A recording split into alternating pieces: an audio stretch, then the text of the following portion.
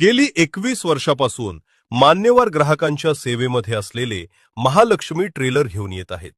सर्वांच्या मनातील संकल्पना, काळाची गरज, वाढत्या मागणीची पूर्तता करण्यासाठी जलद गतीने टू व्हीलर ते फोर व्हीलर चार्जिंगची सुविधा सेवा मिळण्यासाठी Aarav EV fast charging station.